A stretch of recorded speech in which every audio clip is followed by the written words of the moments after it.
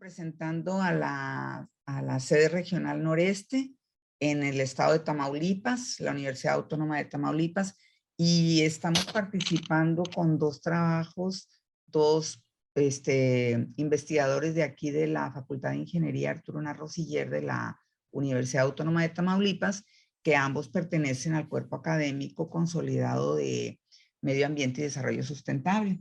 Entonces, ahorita vamos a iniciar, nosotros, bueno, en esta sede tenemos desde que empezó el Programa Nacional de Investigación en Cambio Climático trabajando con ese proyecto y desde el 2008, más o menos.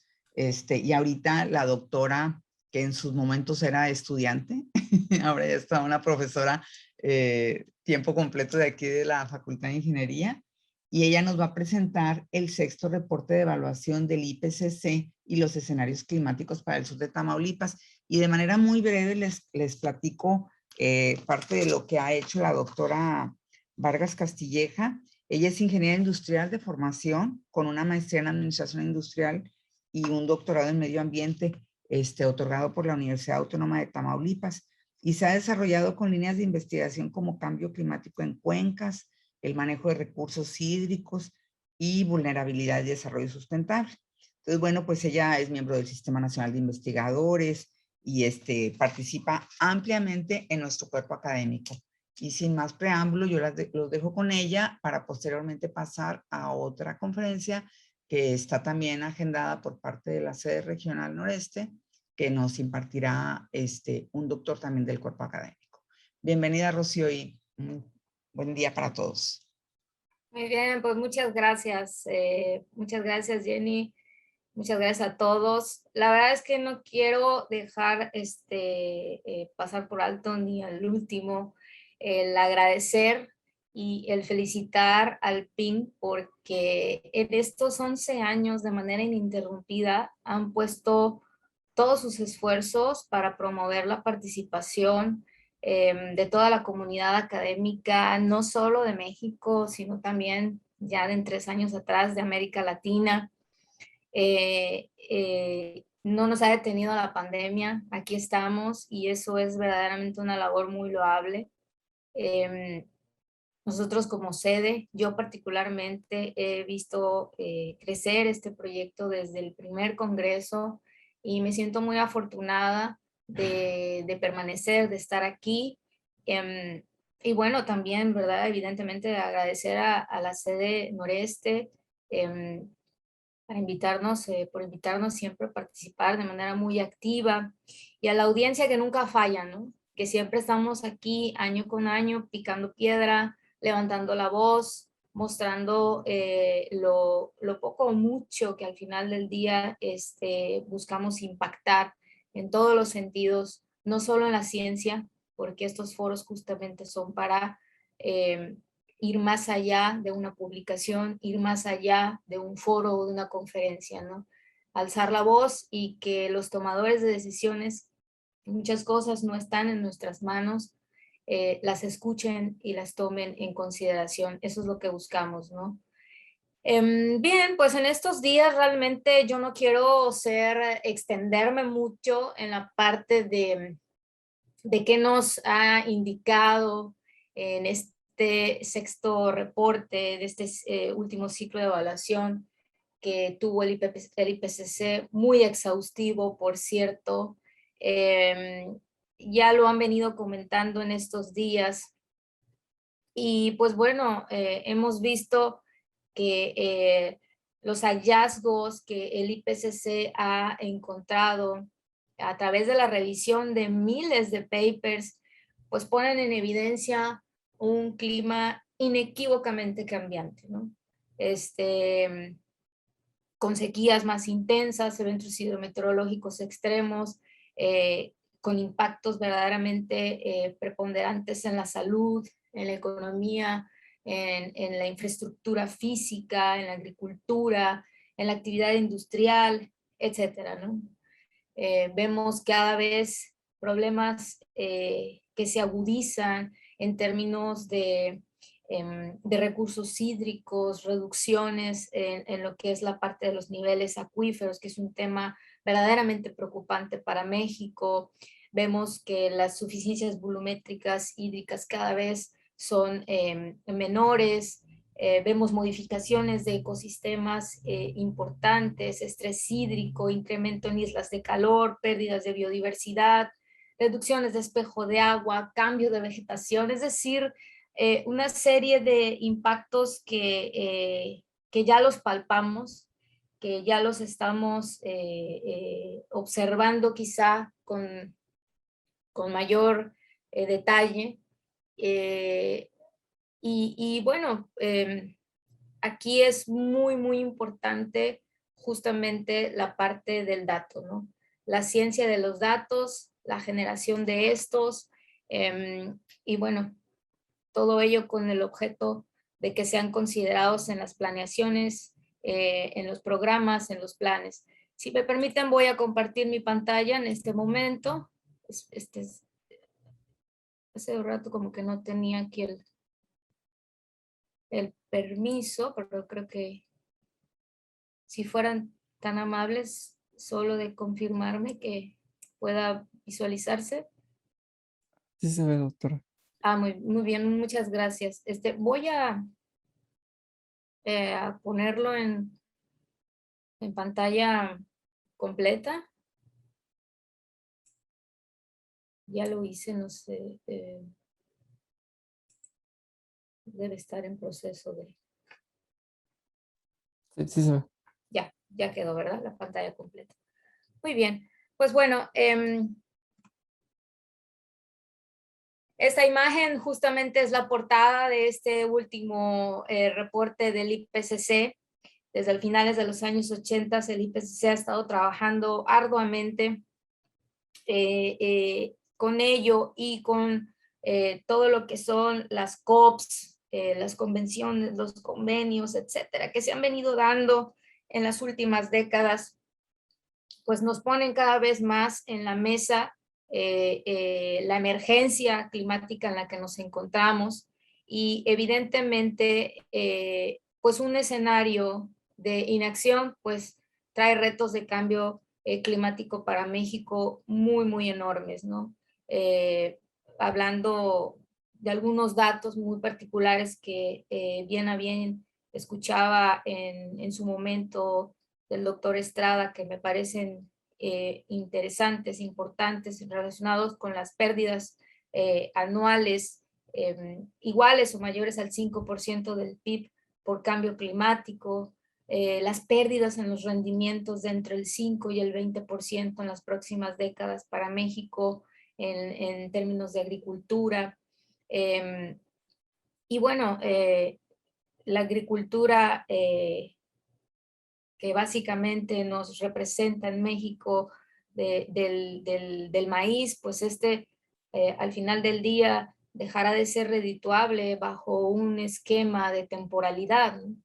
Entonces, todo ello realmente y muchos datos más nos deberían de alarmar en ese sentido, y como lo comenté al inicio, me quedo con una frase que pongo en este momento y que se acerca de la ciencia políticamente relevante y la política científicamente fundamentada.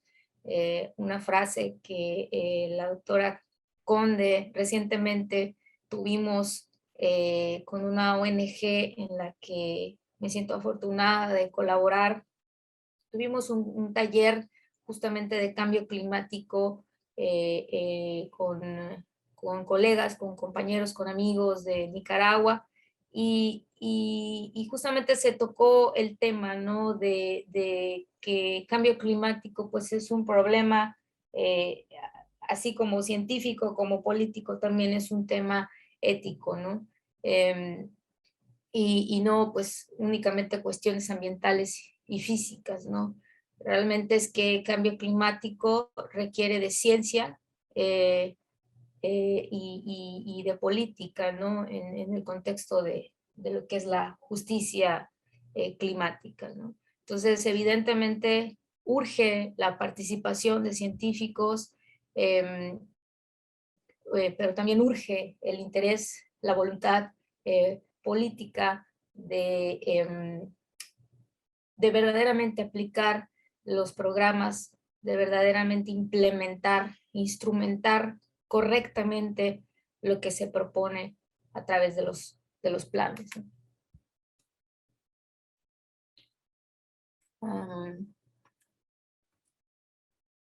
Ya cambié. Ok, pues bueno, he colocado por aquí unas imágenes que me resultaron importantes de este sexto reporte. Cada reporte, el IPCC invierte tiempo, invierte tecnología para presentarnos gráficas cada vez más representativas, más coloridas, más visuales. Y ahorita lo vamos a ver, ¿no? La manera en la que nos está presentando los impactos ahora. Y también en relación pues al tema de información, al tema de divulgación, un atlas interactivo que también está muy interesante. Ahorita vamos a ver unas imágenes al respecto, ¿no? En esta gráfica podemos observar los cambios en la temperatura global construida de archivos paleoclimáticos y la observada. Y por otro lado, bueno, se presenta el observado simulando el cambio natural más el antrópico contra el cambio solo natural debido a actividad volcánica y solar. Y bueno, pues podemos observar claramente cómo las tendencias son meramente exponenciales cuando combinamos la parte observable con la cuestión de la actividad humana y la actividad natural. Observamos cómo desde el tiempo en que existen, en que se empezaron a dar los primeros registros a la fecha reciente, vemos cómo el pico verdaderamente se eleva sustancialmente y bueno, pues ahora se da un dato relacionado con un incremento de 1.1, 1.2 grados centígrados y como ustedes bien saben, pues el reto global ahorita es limitarnos al 0.4, 0.5 grados que nos falta por llegar a ese 1.5 y mejor aún a 2 grados, ¿no? Estamos prácticamente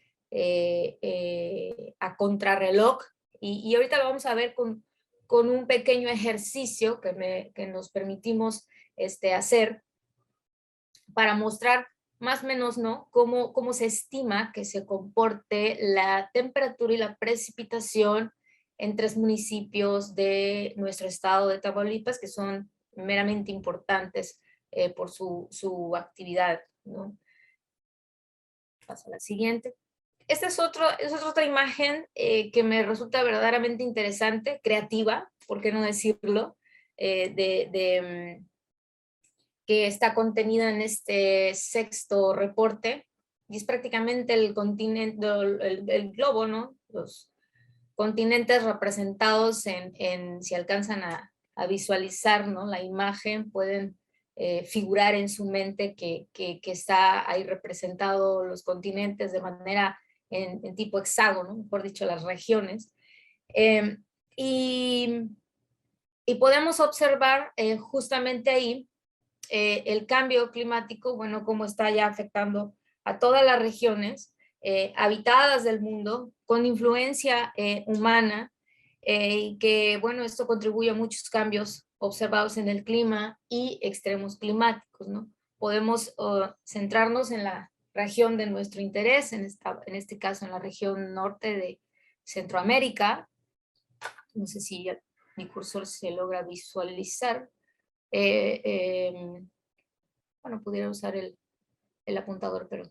y observamos aquí cómo la contribución es al incremento, ¿no? Observamos que prácticamente en 41 regiones del globo estamos hablando de incremento en lo que son las temperaturas, ¿no?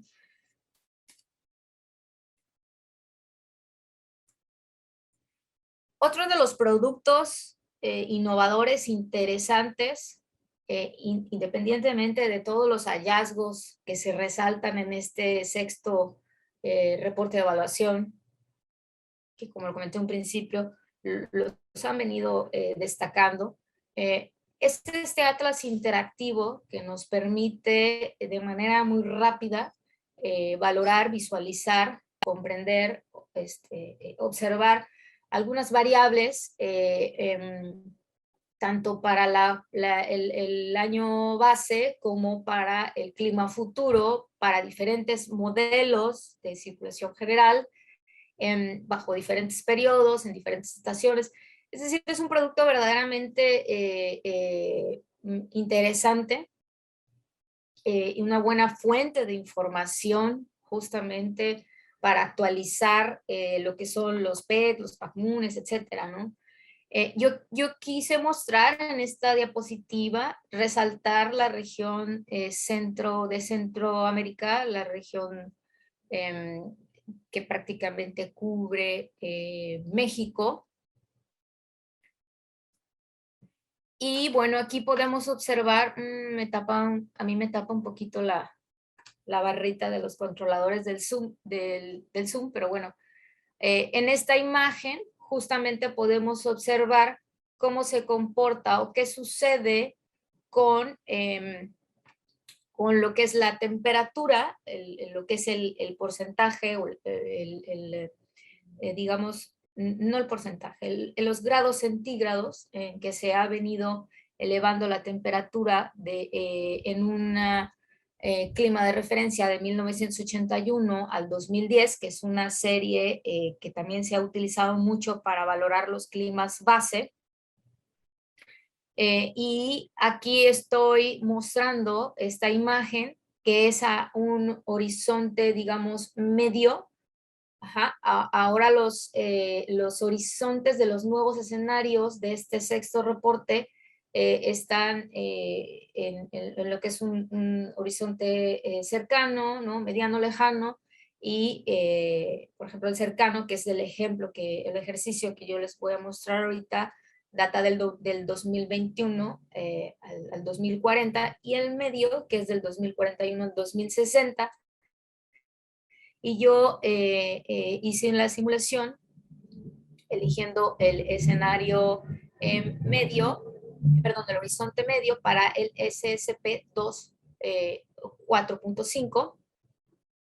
Y bueno, ahorita vamos a platicar un poquito más acerca de esto porque también son nuevos conceptos, narrativas, aspectos importantes que se están o que se propusieron en este sexto reporte del grupo 1, que es en el que hasta el momento se ha liberado el pasado principios de agosto de este año. Todavía falta el del grupo 2, el grupo 3, y bueno, iremos viendo poco a poco esto. Y bueno, en vísperas justamente de la parte de la negociación internacional, de estar a unas semanas prácticamente de la COP26, entonces, pues bueno, como que todo se confabula, ¿no? Pero al final del día, pues lo que necesitamos es que se concrete. Entonces, vemos aquí claramente cómo en la evaluación de 34 modelos de circulación general, cómo se va comportando la temperatura de 1950 a lo que es, básicamente se extiende al 2100. La franja en gris es porque en el mapa interactivo yo seleccioné únicamente el periodo del 41 al 60, ¿verdad? Pero el atlas te muestra todo el progreso, ¿no? En toda la línea de tiempo. Y dato interesante, seleccionando el mismo horizonte de tiempo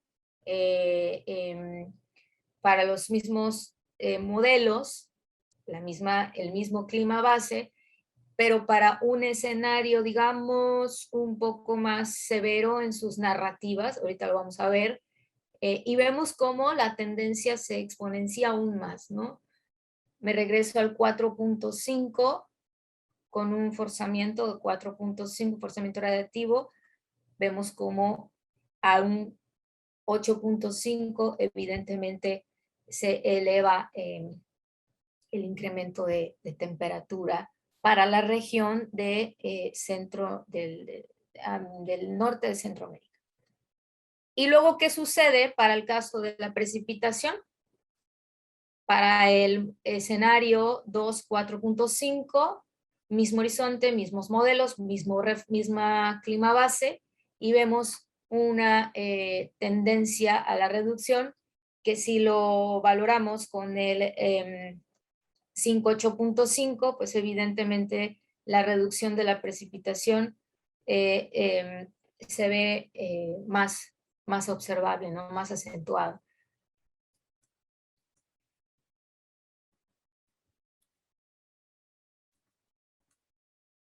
Ok.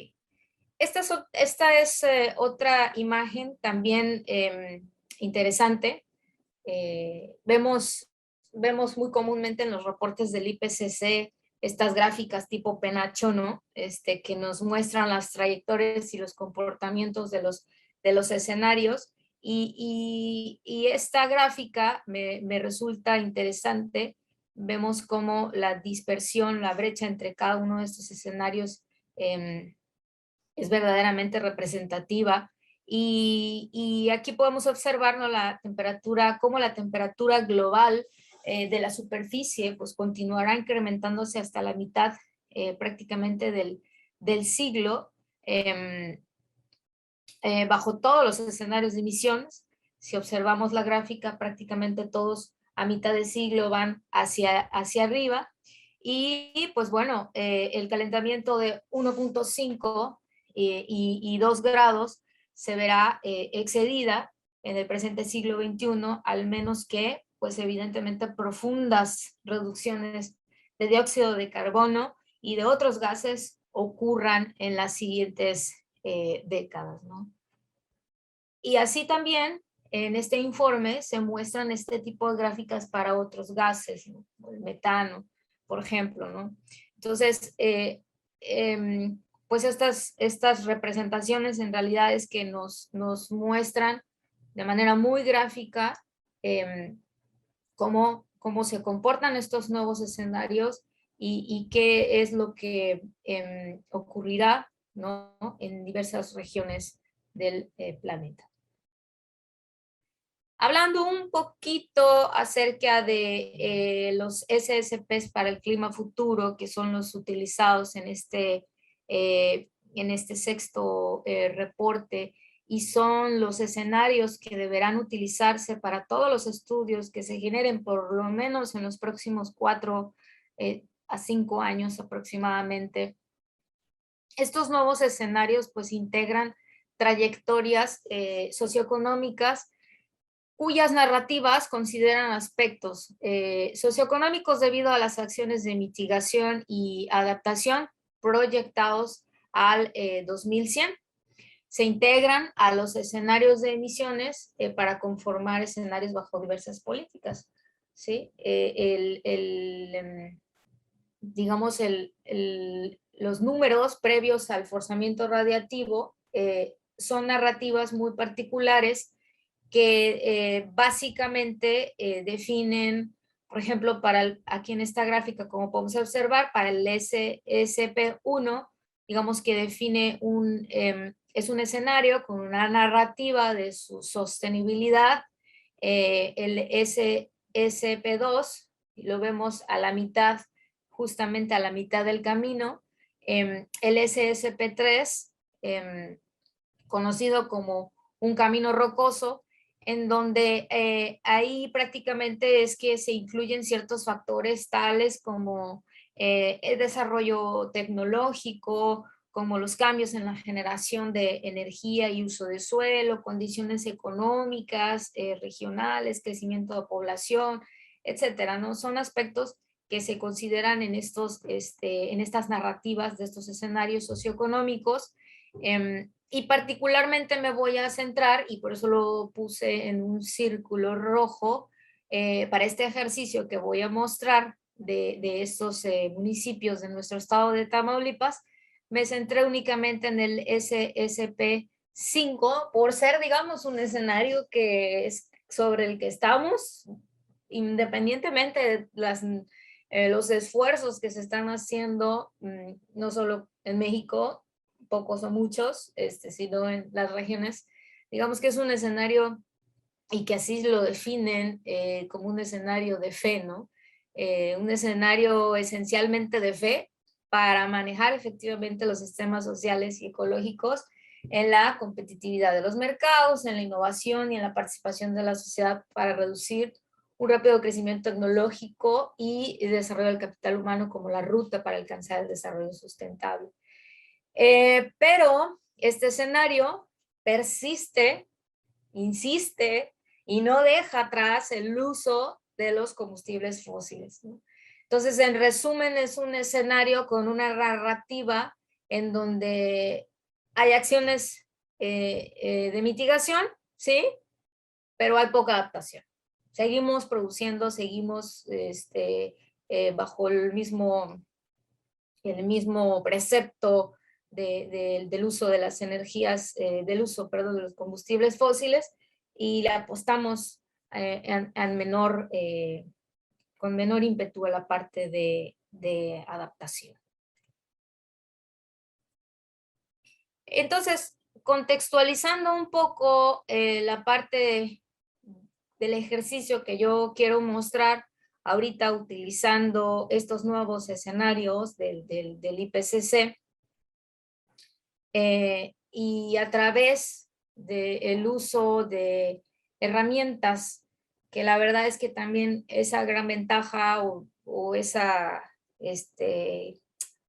¿cómo decirlo?, oportunidad que tenemos a partir casi que por ahí del 2012 para acá, el tener acceso a mucha información de INEGI, el tener la posibilidad de usar sistemas de información geográfica sin acceder a licencias que no son nada económicas, ¿no? Sí requieren una fuerte inversión.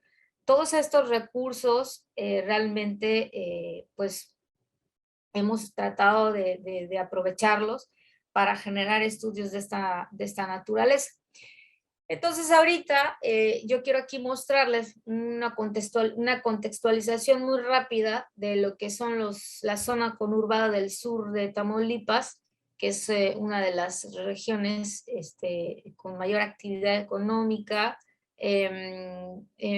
poblacional medianamente, porque también en la zona metropolitana del norte de nuestro estado también hay una densidad poblacional importante, y también una actividad importante.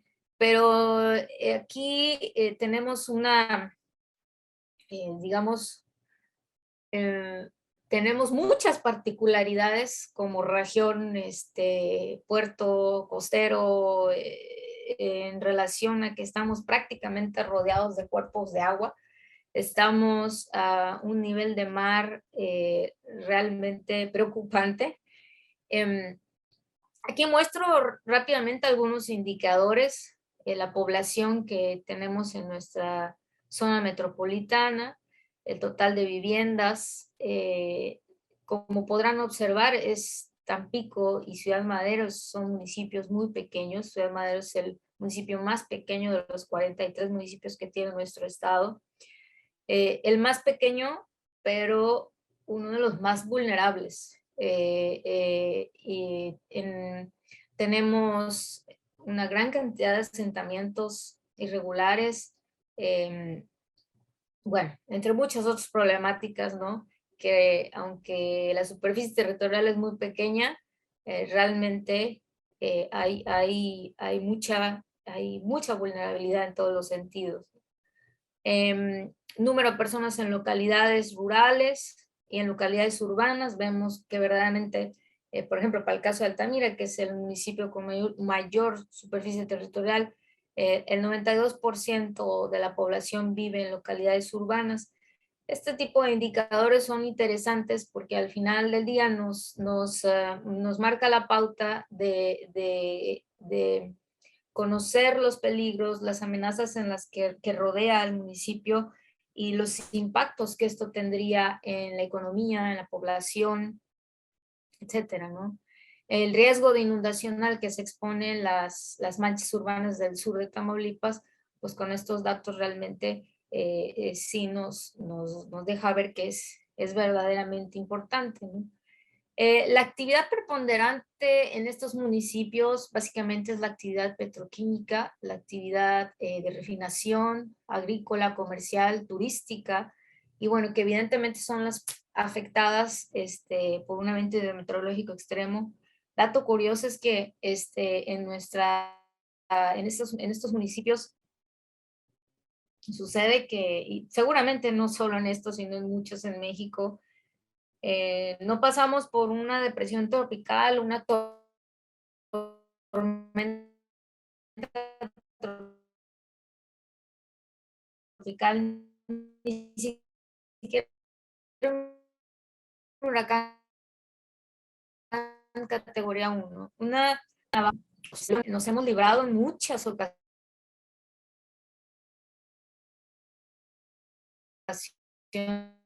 de los impactos de huracán. Bueno,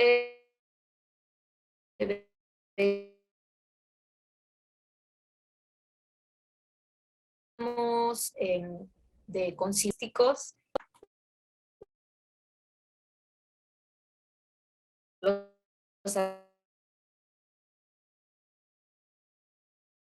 aspectos de esta naturaleza, considerables zonas de asentamientos irregulares. En un estudio que se hizo recientemente, en donde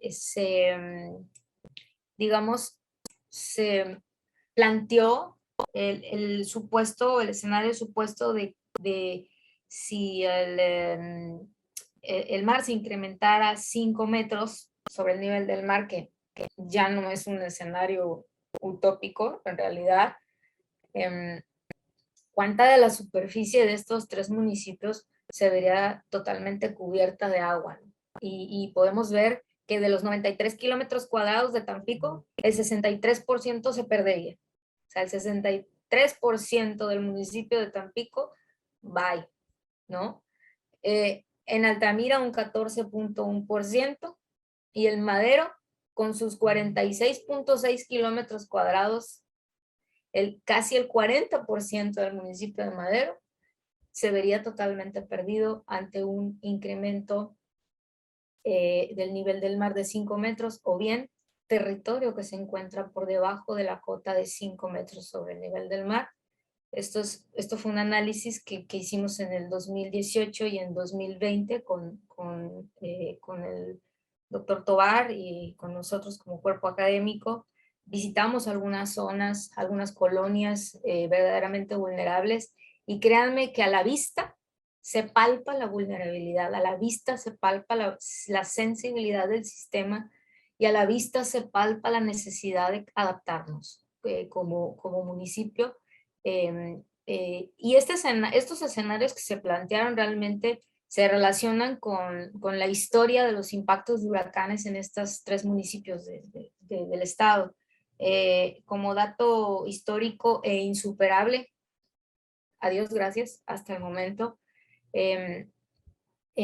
tuvimos en el 55 el impacto más que nada de avenidas de 3 huracanes, el Gladys, el Janet, el Hilda, que conjuntaron todos sus volúmenes de agua y llegaron prácticamente a Tampico, Madero y Altamira como la coladera de la cuenca del río Guayalejo-Tamesí, que es la cuenca que cubre el sur del estado. Y históricamente en ese momento se llegó a la cota 5.86 metros, si no mal recuerdo, en el 55. Hasta el momento esa cota no se ha superado, como dije en un momento, a Dios gracias, porque pues ahí están los porcentajes de territorio que se verían totalmente perdidos. Y claro que del 55 al 2021 la actividad económica, la mancha urbana, etcétera, pues ha crecido sustancialmente. Entonces lo que yo voy a presentar aquí de manera muy sucinta, muy práctica, muy rápida, son cuáles son los escenarios para el 85, 5, el SSP5, RCP 8.5, para 3 modelos de circulación general que han sido valorados, estudiados, analizados por el WorldClim para un horizonte cercano, que es el 2021-2040. Como dato interesante, en este sexto reporte de evaluación, el IPCC argumenta que para el escenario que vamos a analizar, el 585, para el horizonte cercano, muestra como una mejor estimación que el calentamiento global alcance los 1.6 grados, considerando un rango probable entre 1.3 y 1.9 grados. ¿Sí? O sea, prácticamente el IPCC estima un calentamiento global de 1.6 para los próximos prácticamente 20 años. O sea, es un tiempo verdaderamente muy corto y un incremento pues verdaderamente importante, ¿no? Este ejercicio se hizo en un sistema de información geográfica de libre acceso, QGIS, en donde prácticamente es que se montan lo que son el clima del WorldClim en su versión más reciente, que es la versión 2, liberada en el 2020, en el portal del mismo WorldClim. Es información prácticamente disponible para todos. Y lo interesante de estos escenarios es que traen una mejor resolución. Ya estamos hablando de una resolución de celdas, como pueden ver más o menos en la imagen, de celdas de 2.5 minutos, aproximadamente 21.4 kilómetros cuadrados. Y lo interesante también es que esta nueva versión del RCP 8.5, que lo podemos considerar como de altas emisiones, pues bueno, nos permite, y que fue lo que hicimos en el ejercicio, seleccionar por lo pronto, porque podemos hacer un procesamiento de interpolación también, que en eso vamos a trabajar en el siguiente etapa.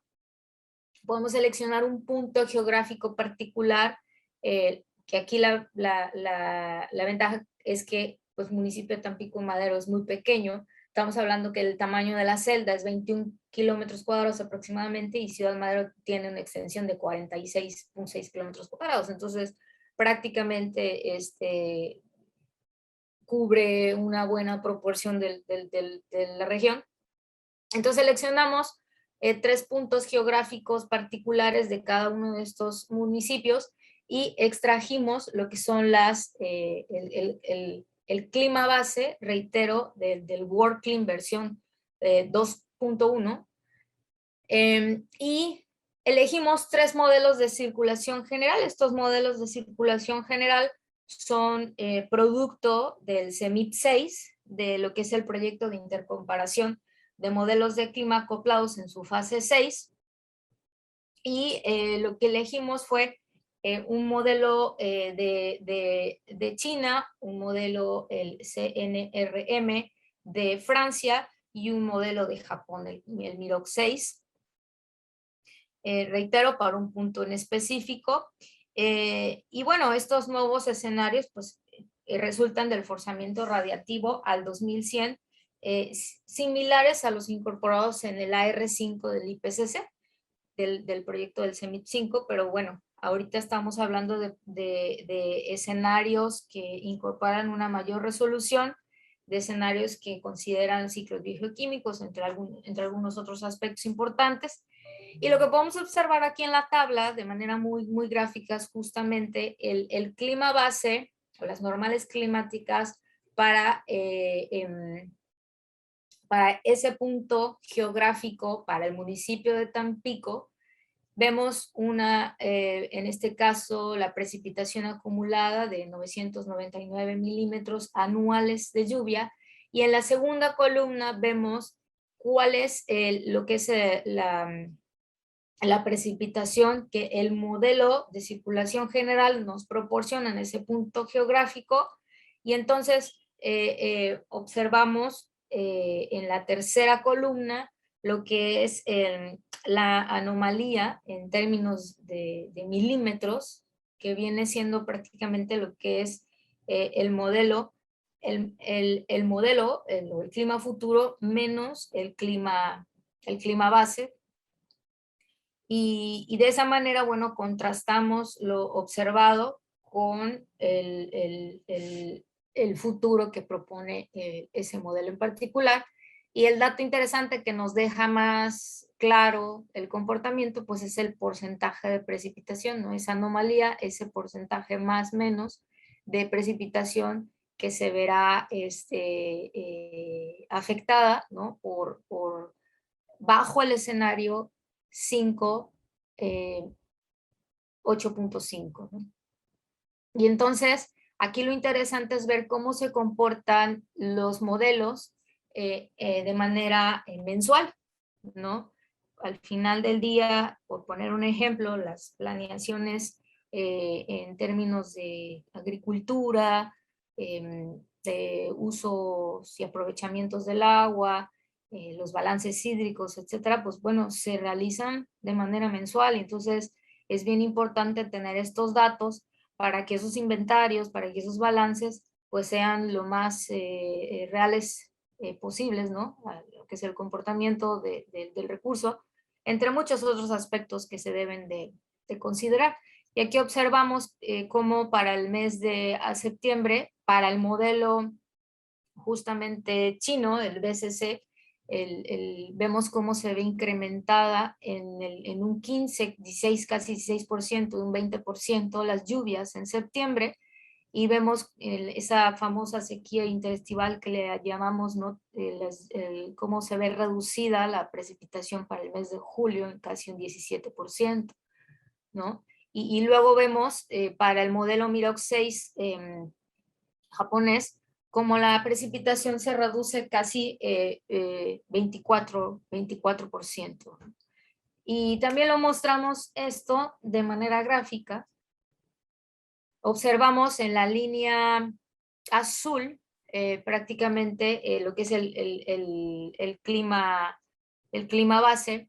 Vemos que que el comportamiento de los tres modelos es muy similar, pero como observan en el modelo chino, en el BCC, que es el naranja, ahí se presenta un mayor incremento en la precipitación para septiembre y una disminución de la precipitación para el mes de julio, ¿no? Entonces, pues bueno, estos son, reitero, son escenarios que deberían estar incluidos en el proceso de la planeación.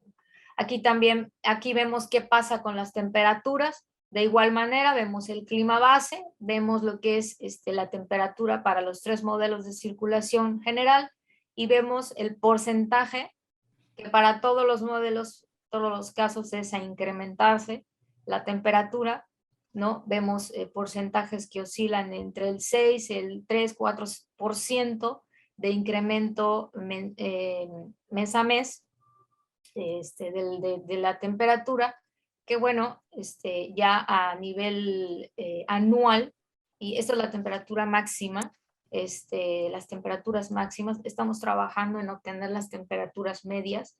El WorldClim no nos da la temperatura media, nos da la mínima, la máxima, pero bueno, estamos también en esa siguiente tarea de obtener a través del uso de sistemas de información geográfica, por obtener las temperaturas medias, y esto trasladarlo a los siguientes procesos de disponibilidad y balances hídricos, ¿no?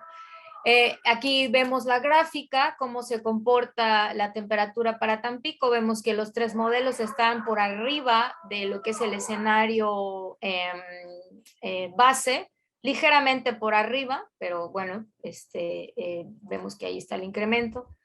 Ahora vemos aquí en la tabla qué es lo que pasa para el municipio de Ciudad Madero también. vemos Doctora, cómo se estamos en comporta. tiempo. Rocío, Ok, estamos sí. en tiempo. Sí, ya Por estoy favor. por terminar, casi, Sí. sí. Y observamos la gráfica nuevamente, cómo se comportan los modelos de manera prácticamente similar, pero nuevamente el modelo chino es el que presenta precipitaciones mayores. Para lo que es la temperatura, también vemos el incremento de los tres modelos ligeramente. Para el municipio de Altamira, también presentamos los porcentajes de precipitación y vemos cómo se ve incrementado para septiembre, disminuido para las lluvias de verano.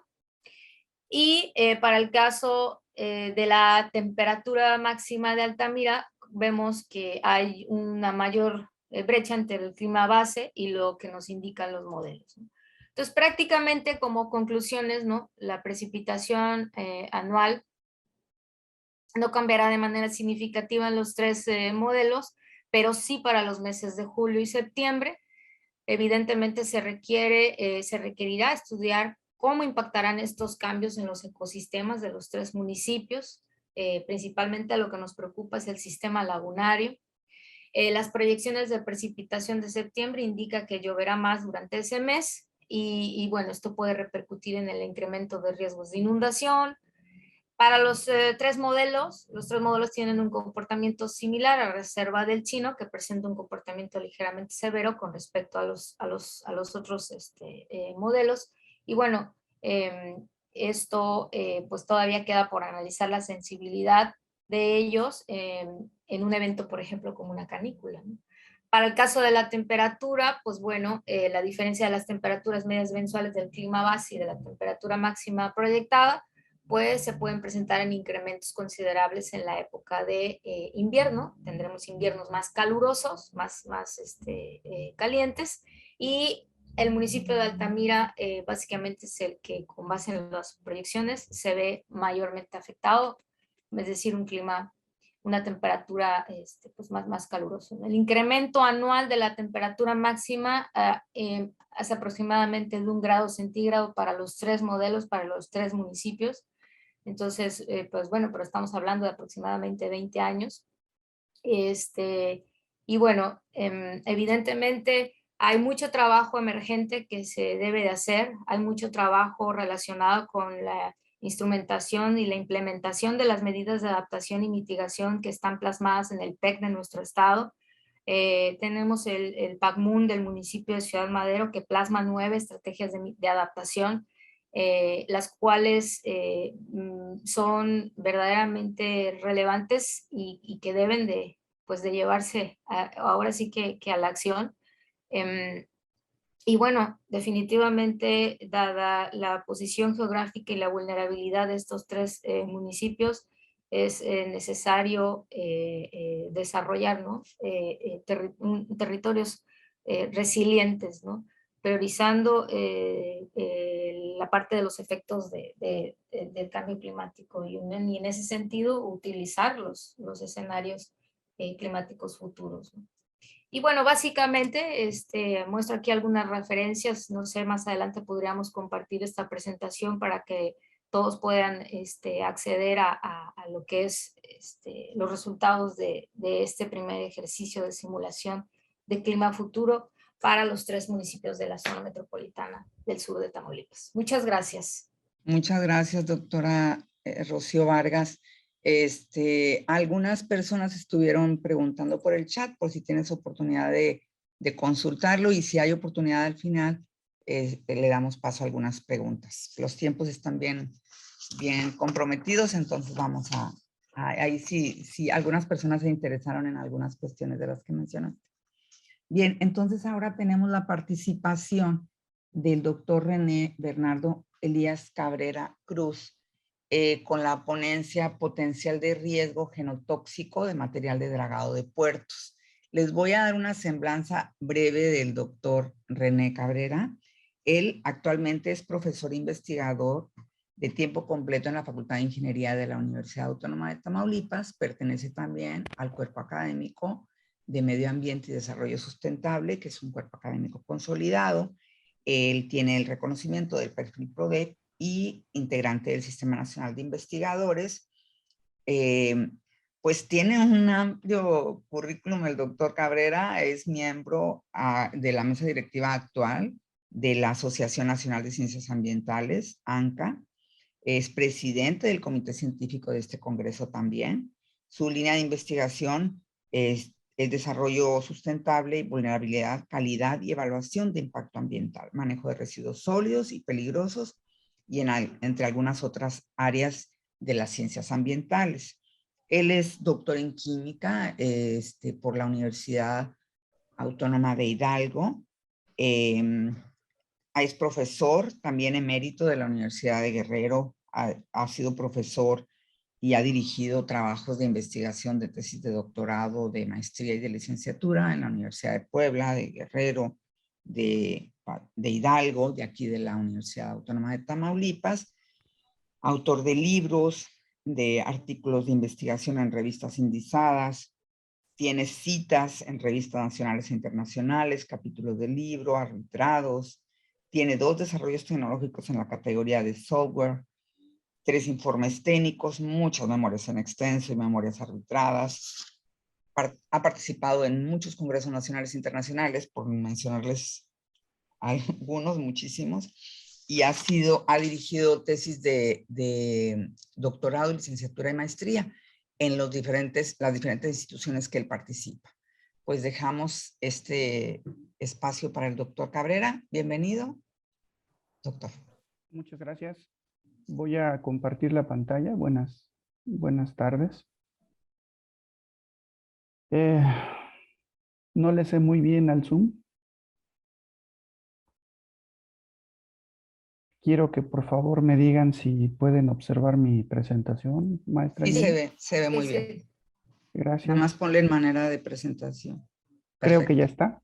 Ya. Así es. Ok.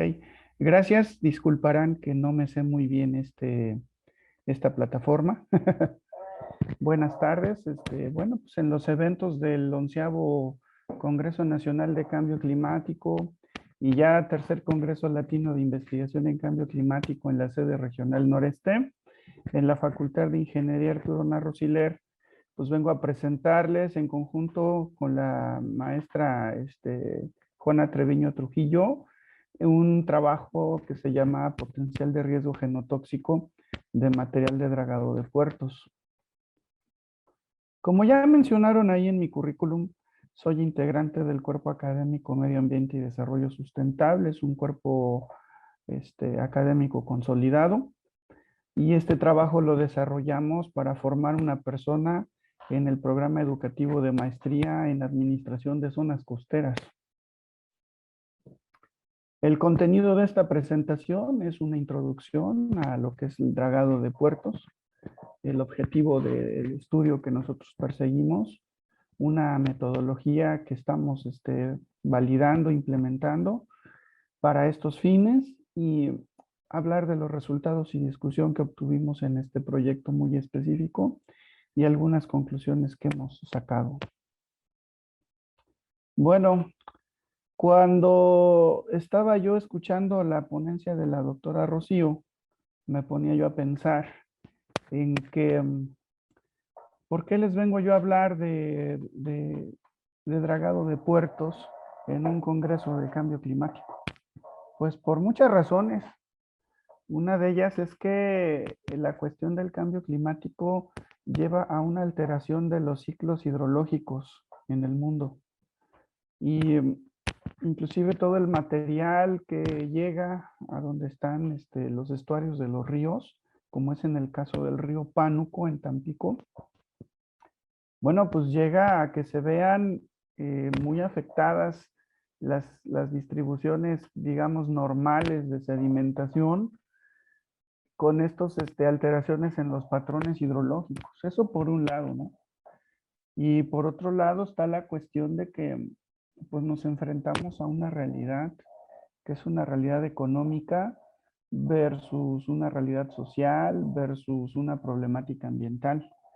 Y en esta problemática ambiental, pues la más grave, por así decirlo, que han identificado muchos científicos desde hace pues 30 años, es la cuestión del cambio del clima. Pero solo es una de los problemas ambientales que existen en el planeta Tierra. Hay muchos. Y entre ellos, pues está la cuestión de la contaminación, por ejemplo, por metales pesados, por metales tóxicos, cancerígenos, que vienen arrastrados de aguas arriba y que impactan estas zonas que son como la salida de los embudos hidrológicos de la Tierra. Y bueno, pues hay muchas personas, la mayor parte de las personas viven en zonas costeras. Entonces esto me lleva a que el impacto de los sedimentos sea uno de los muchísimos impactos que son muy grandes, aunque los reflectores se los lleven los impactos de cambio climático, pero finalmente están interrelacionados. Por ejemplo, como ahora que está la pandemia de COVID, ha limitado la movilidad de las personas y prácticamente ha cambiado para siempre la forma en que compramos las cosas. Pues ahora las personas no vamos a ir ya tanto a las grandes tiendas, a los grandes centros comerciales a comprar cosas, sino que lo vamos a hacer por medio de comprarlo por internet. Pero comprarlo por internet ha ocasionado una crisis logística. Y esa crisis logística implica que en un mundo globalizado, la mayor parte de la carga se mueve por buques. Y resulta que los buques transportan contenedores, que actualmente cada contenedor ha incrementado su costo exponencialmente. Y por eso las cadenas de suministro actuales de lo que la gente demanda vía estas plataformas digitales para comprar cosas, hace que haya grandes cuellos de botella. Entonces, los puertos van a tener que crecer y les van a tener que dar mantenimiento.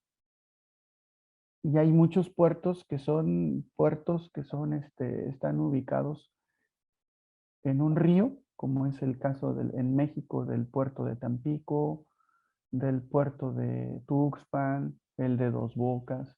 Y entonces este tipo de puertos tienen que incrementar la cantidad de material que dragan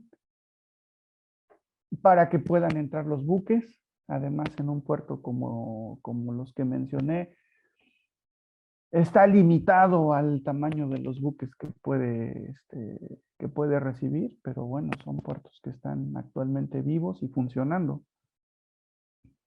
Y luego otro impacto del que nadie habla, y bueno, que nadie habla en general, que escapa al conocimiento o al radar de la opinión pública, son los campos de desperdicio de los residuos de material de dragado, que es una actividad que controla la Marina Armada de México. Entonces, ¿cómo se le puede dotar a las instituciones encargadas del manejo y gestión de residuos sólidos, en este caso residuos de dragado? ¿Cómo se le puede dotar de instrumentos para que sean más eficientes? Porque lo que muchas veces tienen las instituciones es exceso de trabajo, sus recursos humanos se ven sobrepasados y pues muchas veces no tienen recursos económicos para poder hacer diagnósticos, por ejemplo, del material de dragado, poder hacer diagnósticos de laboratorio de manera oportuna y entonces cómo poder implementar una herramienta indirecta, robusta y confiable que los encargados del manejo de estos residuos de dragado puedan hacer más eficientes su trabajo en países como México y por supuesto extendible a América Latina e incluso el resto del mundo, ¿no? Dependiendo de las condiciones económicas de cada institución. Y bueno, entonces pues aquí tenemos lo que es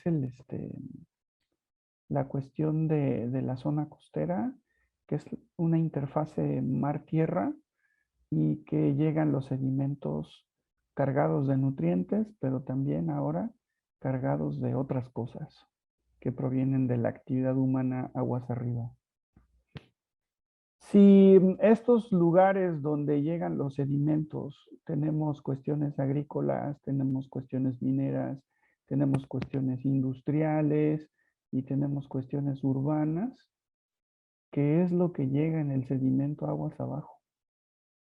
Ahora, pues puede haber nitrógeno, puede haber fósforo, puede haber muchos compuestos, materia orgánica, etcétera, pero hay cosas que son compuestos que no están presentes de manera natural en el entorno, en el ambiente, y por ejemplo los metales.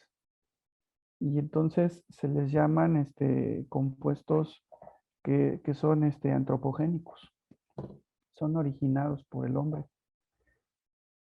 En la construcción, en la agricultura, en cuestiones de transportación, por ejemplo, transportación, porque todas las máquinas utilizan aceites, aceites lubricantes, y todos los aceites lubricantes me van a llevar a que tienen desperdicios de metales, igual en las fábricas y tal. ¿A dónde van a dar? O sea que los metales pesados en el agua realmente no tienen nada más su origen en cuestiones de minería. E inclusive, por ejemplo, en la cuenca del río Pánuco, en la parte del río Moctezuma en Hidalgo, hay contaminación también natural por metales, porque el río pasa por vetas de distintos minerales que tienen metales tóxicos. O, por ejemplo, la presa de Zimapán, Hidalgo, la hicieron en un campo con minerales de arsénico. Entonces, bueno, todo eso finalmente llega hasta el final del embudo, ¿no? Ok. No sé por qué no puedo avanzar en mi... Ya avancé. Ok. Ahora, México, pues lo que pasa es que tiene más de 11,000 kilómetros de costa. Es un país que por lo que es la península de Yucatán y la península de Baja California, extiende muchísimo lo que es su costa. Aparte, pues está en una posición geográfica que está al sur de Estados Unidos, y entonces eso hace que muchas cadenas de suministro mundiales lleguen a México. Y entonces, bueno, pues hay más de 100 puertos, 117 puertos en México, y muchos de ellos están ubicados en estuarios de ríos. Y bueno, aquí en el Golfo de México está el puerto de Altamira, está el puerto de Tampico, el de Tuxpan, el de Veracruz, Coatzacoalcos, Dos Bocas y Progreso, como los puertos que van a ser los más importantes. En el caso de Altamira y Tampico, pues, hay que sumarle el problema de que hay una refinería. Es una fuente muy importante de metales pesados también, que se tiran indiscriminadamente los lodos provenientes de la refinación de petróleo en el río Pánuco. Y hay un corredor industrial petrolero entre Madero y Altamira, y los residuos de estas empresas también se botan de manera indiscriminada en el Golfo de México. Y esos son problemas que la gente podrá no ver, porque son problemas importantes. Ahora, regresando a la cuestión del material de dragado, pues resulta que el regulador necesita una evaluación de impacto ambiental, y una vez hecha la evaluación de impacto ambiental es cuando se procede al dinero para, para lo que es la disposición del material de dragado. Aquí simplemente quiero mencionar que existe todo un marco legal. De hecho, existe un marco legal internacional donde México pues ha firmado una serie de convenios internacionales. Y estos convenios internacionales son el convenio para la prevención de la contaminación del mar por vertimiento de desechos y otras materias, que en México prácticamente es letra muerta, no se cumple.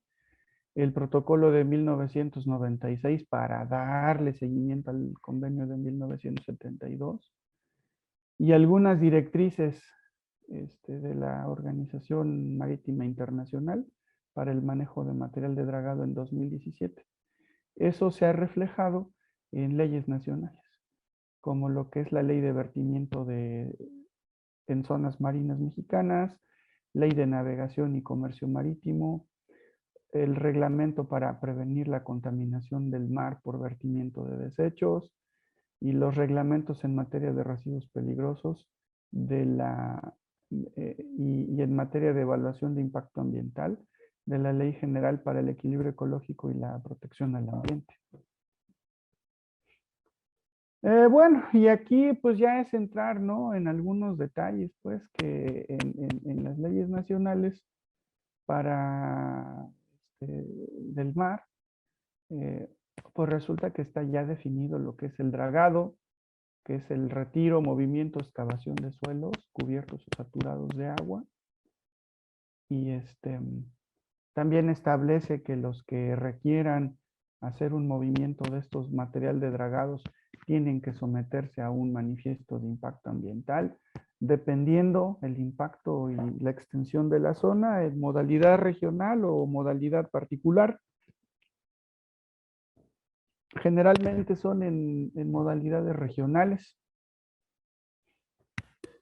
Y bueno, que la jurisdicción es federal, porque se considera que el material de dragado a priori es un residuo peligroso. Y bueno, pues existe todo un manejo del material de dragado que se le llama gestión del residuo sólido cuando implica las cuestiones normativas. Hay toda una serie de criterios para dar permiso para un vertimiento del material de dragado. Hay que hacer una caracterización básica del material de dragado, una caracterización fluvial y agrícola, a ver qué tiene de nitrógeno, de fósforo, de materiales como compuestos organoclorados, o sea, compuestos orgánicos persistentes derivados de pesticidas. Entonces se checa la materia orgánica, si está, como muchas aguas residuales son también vertidas de manera indiscriminada, pues hay que ver la cuestión de salud pública, hay que ver la cuestión de los compuestos derivados de pesticidas, y luego también hay que hacer en zonas de puertos y astilleros industriales qué tienes de hidrocarburos aromáticos policíclicos, que son compuestos que no se degradan en el corto plazo, tardan cientos de años en degradarse, y como tienen anillos aromáticos en su estructura, pues son cancerígenos. Y también está la cuestión de algunos metales y metaloides, que hay que hacerles su caracterización. Y lo que pasa es que materiales como arsénico, cadmio, mercurio, plomo, cromo, y hay otros, ¿verdad? Hay otros que no están considerados en la normatividad, que también llegan.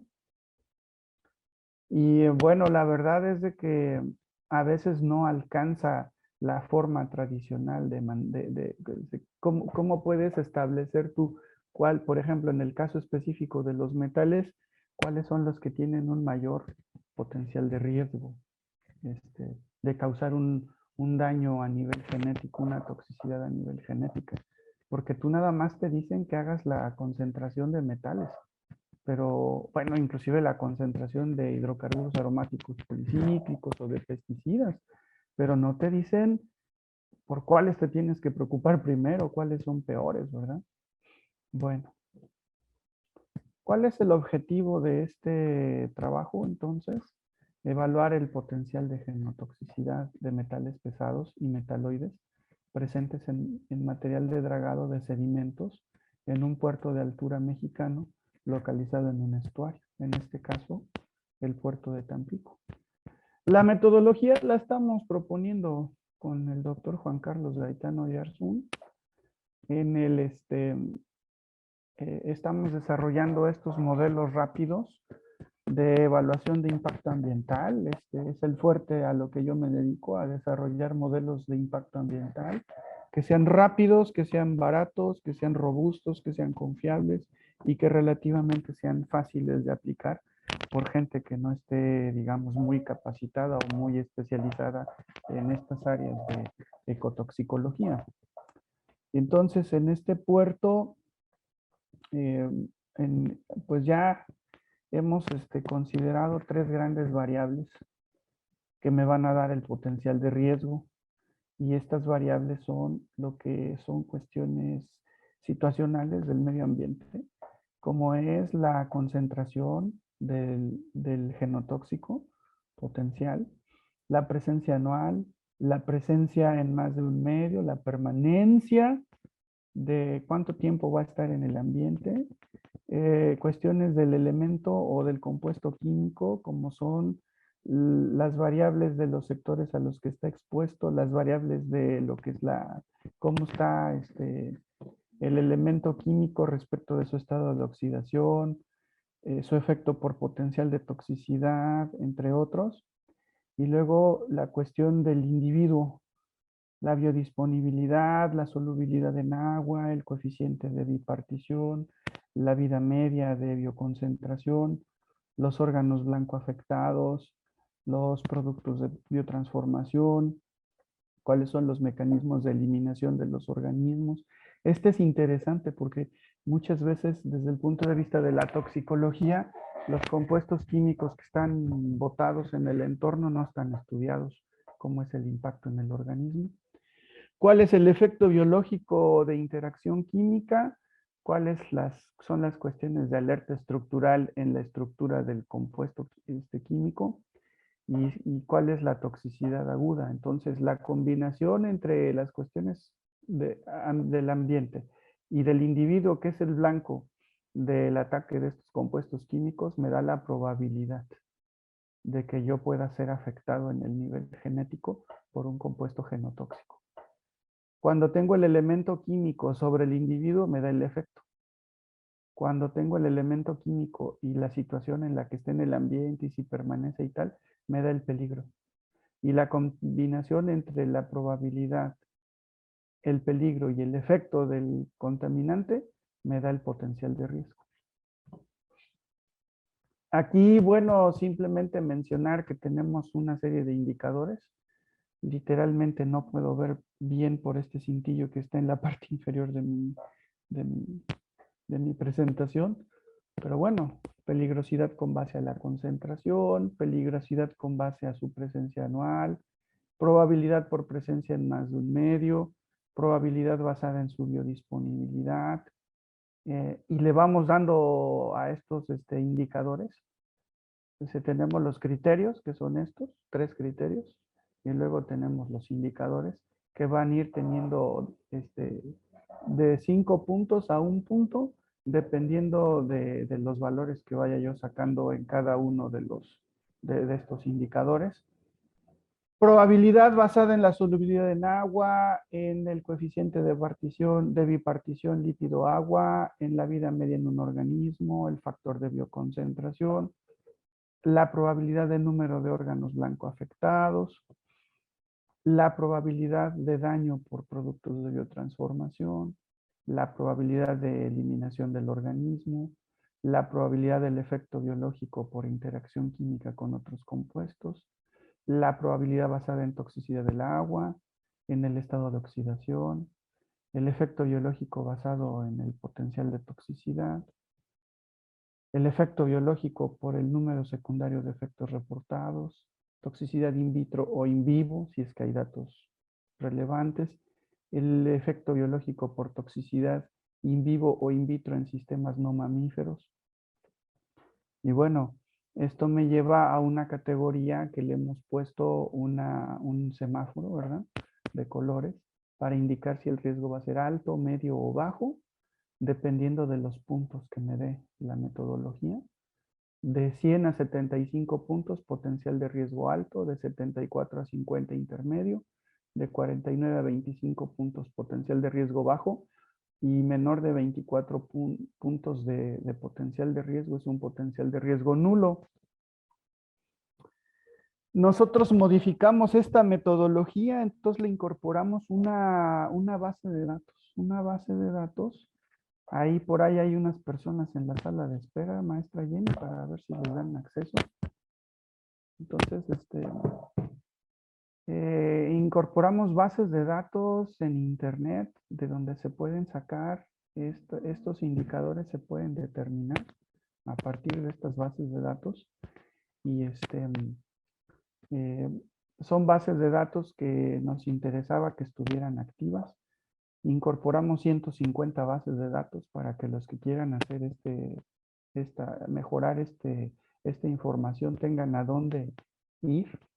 Nosotros, por ejemplo, para este trabajo en particular recopilamos 127 trabajos de donde nos pusimos a hacer el perfil de cada metal en sedimentos, porque eso es importante decirlo, ¿no? O sea, información toxicológica hay muchas, en sedimentos ya no hay tanta, y de metales pues hay menos, ¿verdad? Y sin embargo, conseguimos 127 artículos y documentos oficiales para nosotros poder hacer nuestra recopilación de cuando nosotros, cada uno de los criterios para cada uno de los metales, pues que nosotros pudiéramos tener bien referenciado este estudio de gabinete que nos permitía determinar el potencial de riesgo. Esta es la zona de estudio, que es el puerto de Tampico, está ubicado en el estuario del río Pánuco. Aquí la cuestión, digamos, preocupante es que hay una refinería. Entonces, aparte hay una zona urbana, que es la más importante de Tamaulipas. Más de 1 millón de almas viven ahí, en Tampico, Madero y Altamira. Todos sus desechos van al río Pánuco. Y aparte hay cuestiones agrícolas y ganaderas. Y se viene todo, ¿verdad? Todo lo de la cuenca del río Pánuco viene a dar acá. Es la segunda cuenca más contaminada de México. Bueno. Finalmente nosotros logramos determinar, no voy a entrar en detalles porque me dejaron sin tiempo, entonces determinamos para arsénico, cadmio, cromo, cobre, mercurio, níquel, plomo y zinc, su potencial de riesgo genotóxico para cada uno de los 19 indicadores del modelo. Y finalmente llegamos a una determinación donde el peor para este caso es el plomo. El plomo de todos los compuestos que están presentes en los sedimentos. Y cuando uno hace una caracterización de un sedimento para hacer un vertimiento de material de dragado o hacer dragado, bueno, pues para sedimentos tú tienes que ir primero por el plomo. Y luego el cadmio, perdón, el plomo, y luego el cadmio y el cromo son a los que te tienes que concentrar primero. Y bueno, aquí son de los de potencial alto, ¿verdad? Ya luego te puedes ir a ver lo del mercurio. Y ya luego te puedes ir a otros metales, ¿no? Por ejemplo, arsénico, metaloides, arsénico. Y ya luego te puedes ir a otros compuestos que van a tener un potencial más bajo. Insólitamente, hasta el cobre tiene un potencial de riesgo medio alto, ¿verdad? Aquí recomendamos que, bueno, pues que básicamente este tipo de modelos lo puedan usar las autoridades que se encargan de la gestión de los residuos de dragado, de material de dragado. La alumna que me ayudó en este trabajo, que es la teniente de navío Marín, que está ya en retiro, ahora maestra en manejo de zonas costeras, entrará en el doctorado de medio ambiente próximamente ahí con nosotros y vamos a desarrollar un modelo para poder evaluar el impacto ambiental de los sitios donde se dispone del material de dragado. Hay que incorporar este tipo de elementos en la normatividad mexicana, porque no hay. Entonces, bueno, pues logramos hacer búsqueda sistemática de información en bases de datos, algunas de acceso libre, la mayoría, algunas de acceso pagado, y se logró integrar una matriz de información para aplicar los criterios de la técnica de evaluación rápida de potencial de riesgo genotóxico, R por G. Y para estos genobióticos que ya les mencioné, obtuvimos como ya les mencioné, que primero el plomo, luego cadmio y cromo, ¿no? O sea que dependiendo de las concentraciones que te arrojen la manifestación de impacto ambiental, haces la caracterización de las concentraciones de los metales, pero ya sabes a qué te tienes que dedicar primero, ¿no? Y bueno, se contribuyó a jerarquizar la importancia de estos metales pesados y metaloides en función a una categoría inédita, como es el potencial de inducir un daño a nivel de ADN en seres vivos. O sea, no solo su toxicidad, sino que se ha logrado determinar el potencial de inducir daño a nivel de ADN por estos metales en un ser vivo y mamífero además.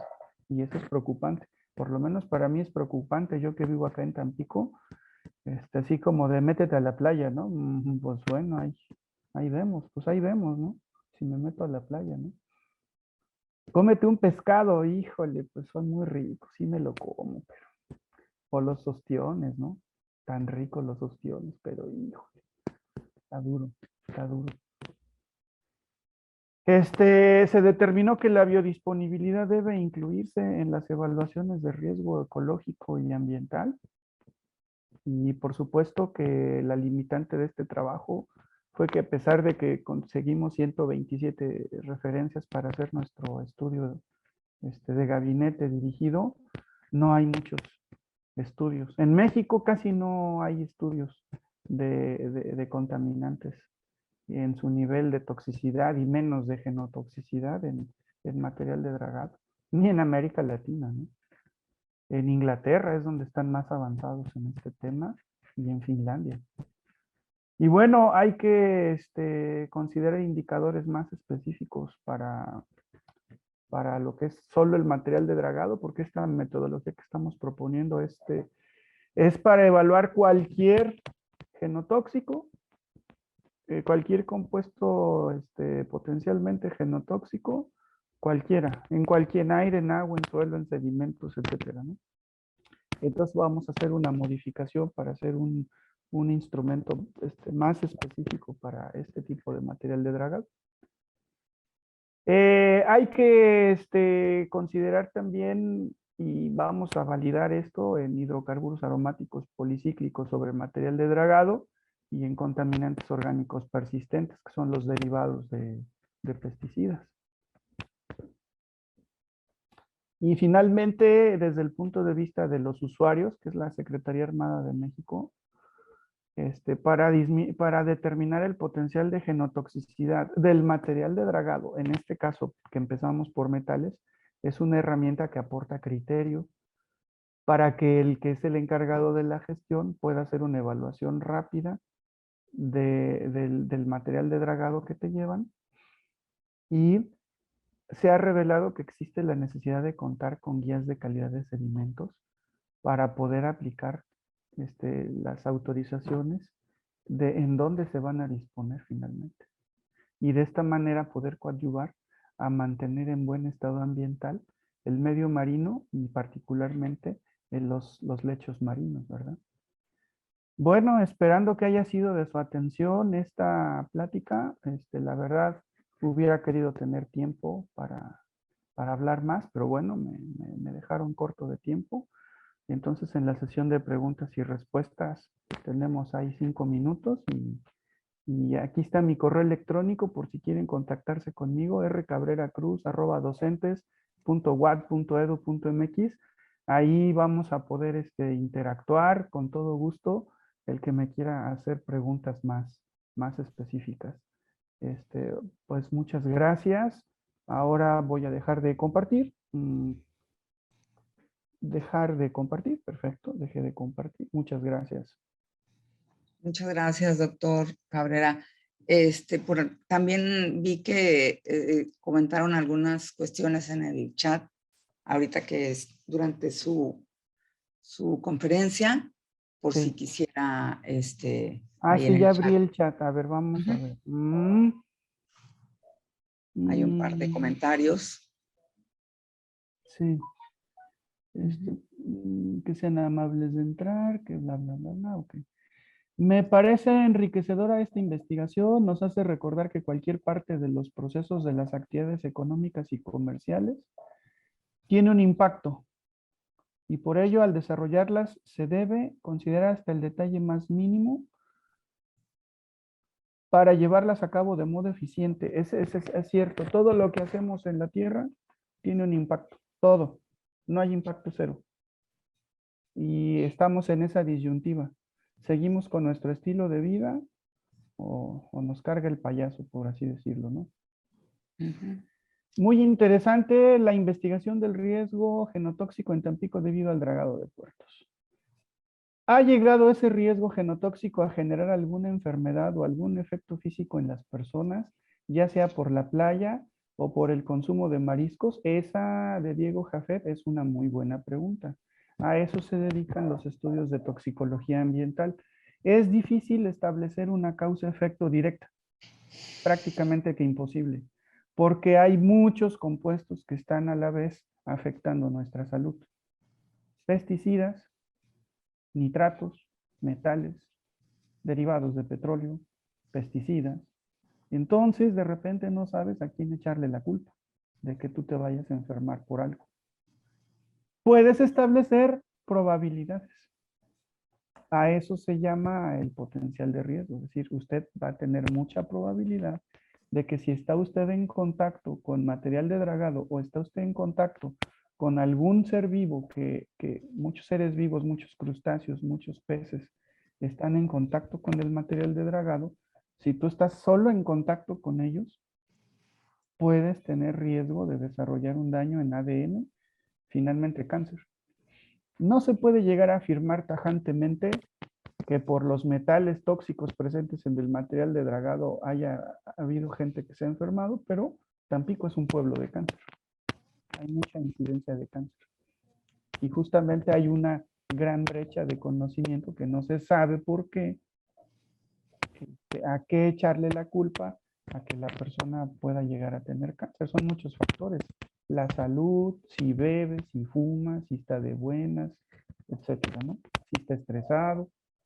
Bueno, luego, ¿qué tan viable puede llegar a ser una descarga de dragado en espacios terrestres dedicados a estos residuos? Es viable en algunos casos, en algunos puertos, en algunos lugares, los residuos se tiran al lado de la línea costera, pero sobre la línea costera.